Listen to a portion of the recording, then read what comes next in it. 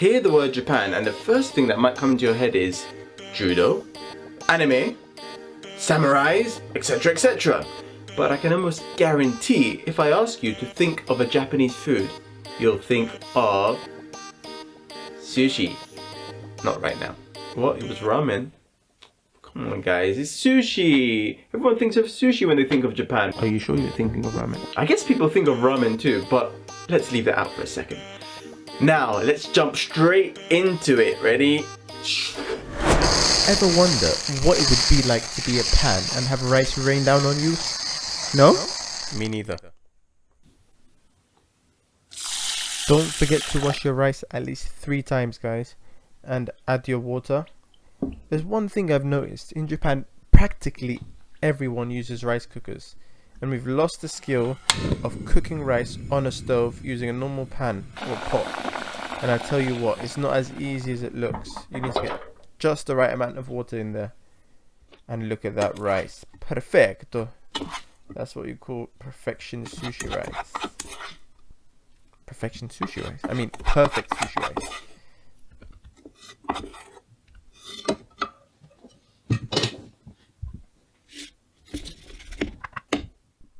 Right, now it's ready for the vinegaring, and look at this slow-mo shot. OMG. And look at that vinegar just splatter.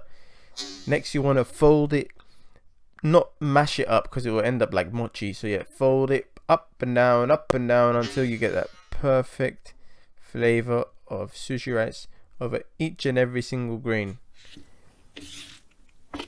It's pretty simple, but you have to be very gentle with it.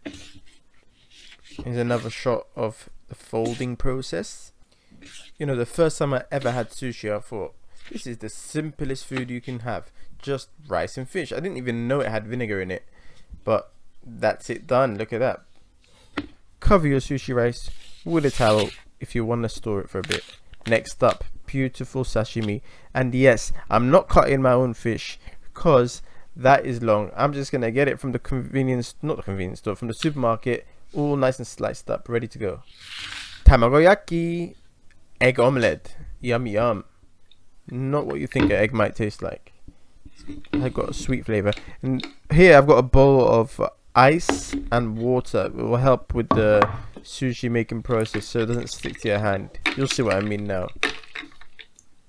So you just dab a little bit in your hand and then you shape the sushi. And I think I used a bit too much rice for each slice of fish, because when I ate it, it was a bit ricey. But, you know, we learn. And eventually I'm going to be like the sushi chef in Tokyo that charges $100 per plate or whatever it is. You guys must have seen those documentaries. I'm still saying it. What's wrong with me? Documentaries on YouTube. Alright. First up, we'll add the egg, the tamagoyaki on top of the sushi, on top of the rice. And there we are, the first piece done and dusted. Altogether, the whole process took me maybe an hour after completion. But because I was filming, that hour was really stressful. I had to get these amazing shots. And next to that was salmon. I don't put wasabi on these, but the next you'll see there's some wasabi.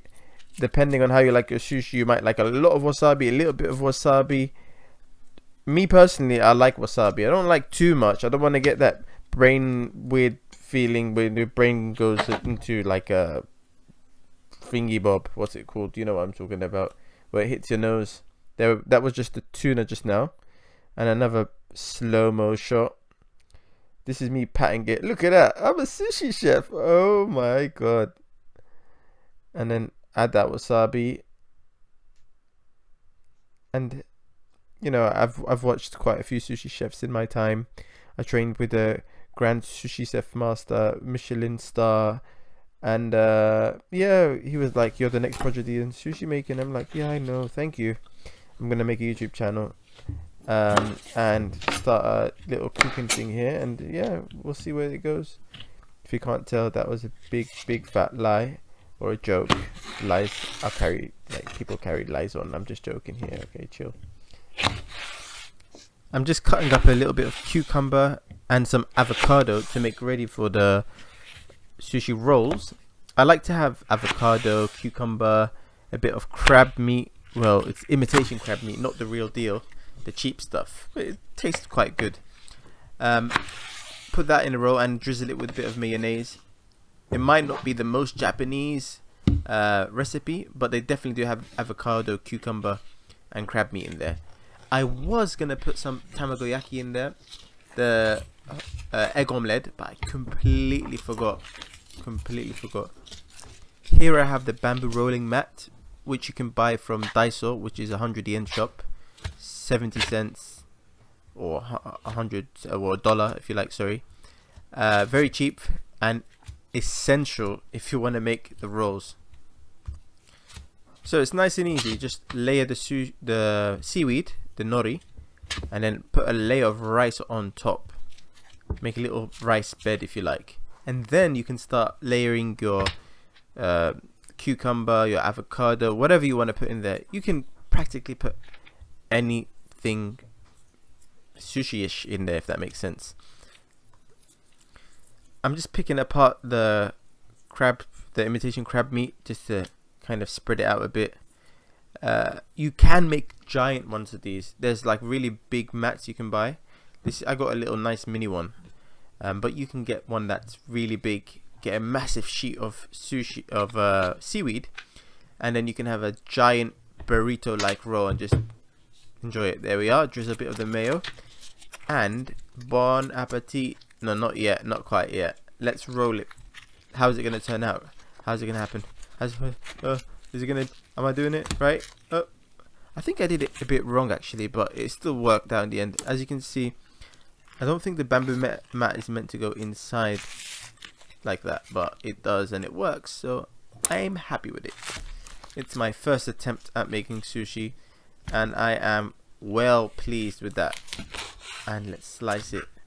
Let's slice it up and have a look at the amazing sushi. Come on, please be good. Oh wow, look at that. Perfecto. Thank God for that. Thank God for that. I wasn't about to put all that work in and then screw up. I would have been fuming if that happened. And look at the final. What a beautiful plate of sushi that is.